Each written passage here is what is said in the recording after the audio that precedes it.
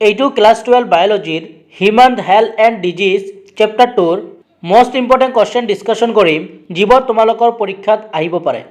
এইবোৰ কুৱেশ্যন আমি তোমালোকৰ PYQ আৰু প্ৰি ফাইনেল পেপাৰ এনালাইচিছ কৰি এইবোৰ কুৱেশ্যন তোমালোকৰ কাৰণে প্ৰিপেয়াৰ কৰিছোঁ।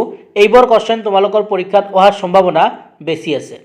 তোমালোকে এই চেপ্টাৰটো গোটেইখিনি পঢ়িবা, কিন্তু আজি এই ভিডিঅ'টোত যিকেইটা কুৱেশ্যন ডিছকাশ্যন কৰিম এইবোৰ তোমালোকে ভালকৈ চাবা।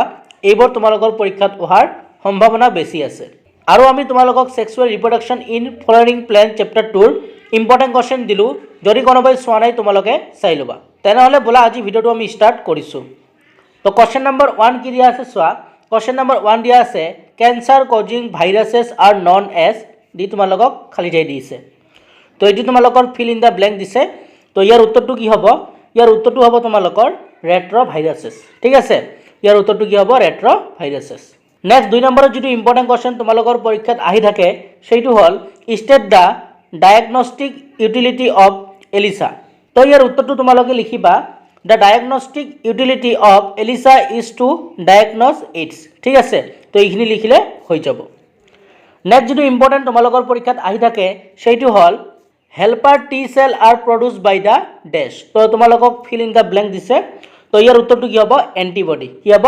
এণ্টিবডি। যে helper T cell are produce by the antibody. ঠিক আছে, কুৱেশ্যনটো তোমালোকৰ ইম্পৰ্টেণ্ট হয়।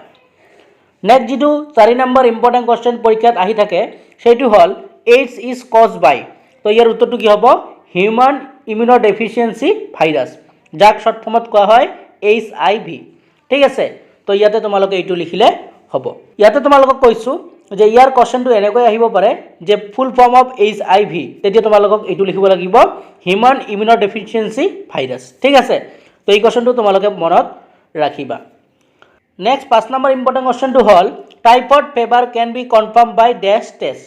তো কোনটো টেষ্টৰ দ্বাৰা আমি টাইফয়েড ফিভাৰটো মানে কনফাৰ্ম কৰিব পাৰোঁ? তো ইয়াৰ উত্তৰটো কি হ'ব? ৱাইৰেল টেষ্ট। ঠিক আছে, তো এইটো হ'ব তোমালোকৰ উত্তৰ। এইবোৰ তোমালোকে কপিত নোট ডাউন কৰি যাবা। নেক্সট 6 নম্বৰ যিটো ইম্পৰ্টেণ্ট কুৱেশ্যন সেইটো হ'ল state the symptom of typhoid. তো টাইফয়েডৰ যিবোৰ লক্ষণ সেইবোৰ কি কি হয়? তো ইয়াৰ উত্তৰটো মই লিখি আনিছোঁ, তোমালোকে লিখিবা দ্য চিম্পটম অফ টাইফয়েড আৰ 1 নম্বৰ লিখিব পাৰা হাই ফিভাৰ, 2 নম্বৰ লিখিব পাৰা ষ্টমাচ পেইন, 3 নম্বৰ লিখিব পাৰা উইকনেছ। ঠিক আছে, তাৰপিছত তোমালোকে 4 নম্বৰ লিখিব পাৰা হেডেক, 5 নম্বৰ লিখিব পাৰা তোমালোকে কনষ্টিপেশ্যন, 6 নম্বৰ লিখিব পাৰা তোমালোকে লছ অফ এপেটাইট। ঠিক আছে, তো এই 6টাটো লিখিলে হ'ব। এইবোৰ হ'ল টাইফয়েডৰ চিম্পটম। ঠিক আছে, এই কুৱেশ্যনটো তোমালোকৰ পৰীক্ষাত প্ৰায় আহি থাকে 2 মাৰ্কৰ কাৰণে, কেতিয়াবা এইটো তোমালোকৰ 3 মাৰ্কৰ দিয়ে। নেক্সট ইম্পৰ্টেণ্ট কুৱেশ্যনটো হ'ল 7 number what is the positive organism of amoebiasis state the symptom of the disease. এই কুৱেশ্যনটো তোমালোকৰ পৰীক্ষাৰ কাৰণে ইম্পৰ্টেণ্ট হয়, তোমালোকৰ 3 মাৰ্কৰ কাৰণে কুৱেশ্যনটো আহে। ঠিক আছে, নেক্সট 8 নম্বৰ ইম্পৰ্টেণ্ট কুৱেশ্যনটো হ'ল what is the first infective stage of malarial parasite in man. তো ইয়াৰ উত্তৰটো হ'ব sporozoite is the first infective stage of malarial parasite in man. ঠিক আছে, এই শ্বৰ্ট কুৱেশ্যনটো তোমালোকৰ পৰীক্ষাত প্ৰায় আহি থাকে। নেক্সট 9 নম্বৰত যিটো ইম্পৰ্টেণ্ট কুৱেশ্যন সেইটো হ'ল এলিফেণ্টিয়াচিছ ইজ কজ বাই।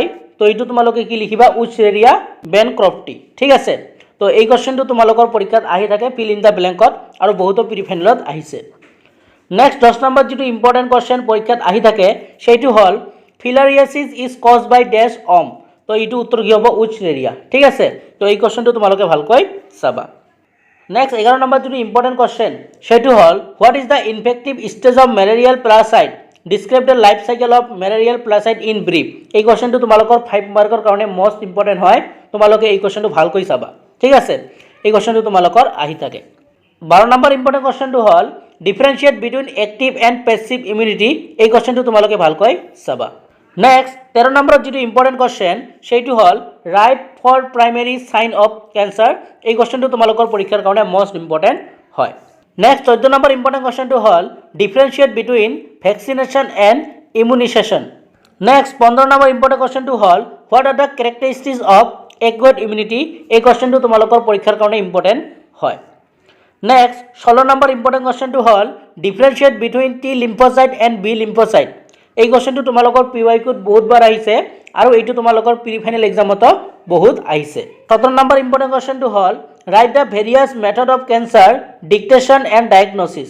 ঠিক আছে, তো কেনেকৈ আমি কেঞ্চাৰটো ডিক্টেশ্যন কৰিব পাৰোঁ, ডায়েগনচিছ কৰিব পাৰোঁ, কোশ্চেনটো তোমালোকৰ সেপাৰেটো আহিব পাৰে কিন্তু তোমালোক কোশ্চেনটো একলগ কৰিও দিব পাৰে ঠিক আছে এই কোশ্চেনটো তোমালোকৰ মোস্ট ইম্পৰ্টেন্ট হয় নেক্সট 18 নম্বৰৰ যেটো important question how a cancerous cell differ from a normal cell এই কোশ্চেনটো তোমালোকৰ কেতিয়াবা আহিব পাৰে নেক্সট 19 নম্বৰ কোশ্চেনটো হল describe the mechanism of infection by HIV এই কোশ্চেনটো তোমালোকৰ ইম্পৰ্টেন্ট হয় নেক্সট 20 নম্বৰৰ যেটো ইম্পৰ্টেন্ট কোশ্চেন পৰীক্ষাত প্ৰায় আহি থাকে সেইটো হল ড্ৰ এ লেভেল diagram of molecular structure of antibody তো তোমালোকৰ ডায়াগ্ৰামত এই ডায়াগ্ৰামটো তোমালোকৰ এই চেপ্টাৰটোৰ পৰা ইম্পৰ্টেন্ট হয় তোমালোকে ভালকৈ এই ছবিটো আঁকাবা ঠিক আছে তো এন্টিবডি তোমালোকৰ ডায়াগ্ৰামটো আহিব পাৰে নেক্সট যেটো ইম্পৰ্টেন্ট কোশ্চেন পৰীক্ষাত আহি থাকে সেইটো হল write briefly on prevention of AIDS এইডছৰ প্ৰিভেনশনটো তোমালোকক ব্ৰিফলি ডিসক্ৰাইব কৰিব দিব পাৰে 22 নম্বৰ ইম্পৰ্টেন্ট কোশ্চেনটো হল state difference between innate and acquired immunity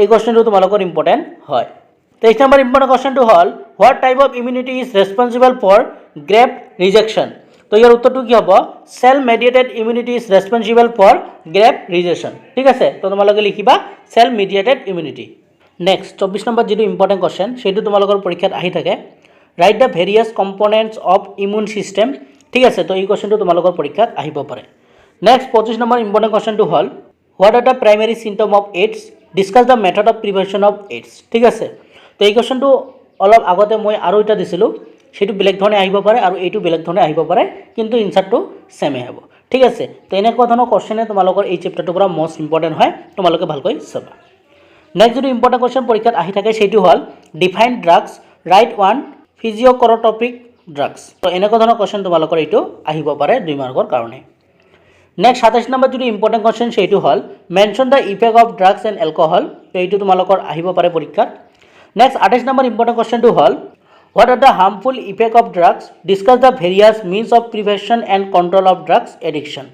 এই কোশ্চেনটো তোমালোকৰ পৰীক্ষাত 5 মাৰ্কৰ কাৰণে আহিব পাৰে তোমালোকে ভিডিওটো পজ কৰি নোট ডাউন কৰিবা নেক্সট 29 নম্বৰ কোশ্চেনটো হল What are the probable cause of cancer? Write briefly on its detection and diagnosis. এই কোশ্চেনটো তোমালোকৰ 5 মাৰ্কৰ কাৰণে আহিব পাৰে নেক্সট 30 নম্বৰ কোশ্চেনটো হল What is autoimmunity? Name an autoimmune disease.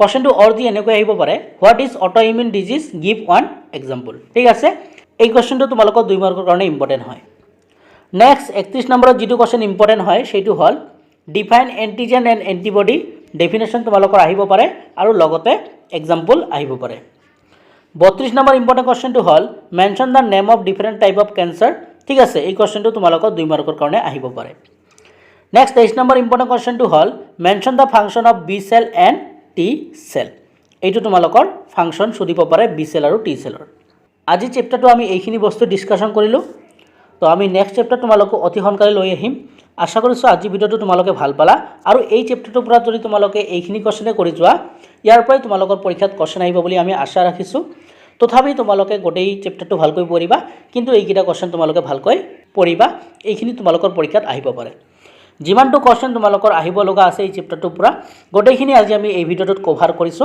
আশা কৰিছো ভিডিওটো তোমালোকে ভাল পালা আৰু ইয়াৰ উত্তৰবোৰ আমি দিয়া নাই কাৰণ হয়তো আমি দিয়া উত্তৰৰ লগত তোমালোকৰ উত্তৰবোৰ নিমিলিব পাৰে সেই কাৰণে উত্তৰবোৰ দিয়া নাই আশা কৰিছো আজি ভিডিওটো ভাল পালা যদি কোনোবাই প্ৰথম চেপ্টাৰটো চোৱা নাই সেই ভিডিওটো চাই লবা আৰু আমি নেক্সট চেপ্টাৰ ইকোসিস্টেম তোমালোকৰ কাৰণে লৈ আহিম চেনেলটো নতুন হলে তোমালোকে চেনেলটো সাবস্ক্ৰাইব কৰি ৰাখিবা তেনেহলে ভিডিওটো চোৱাৰ জন্য তোমালোকক ধন্যবাদ জনাইছো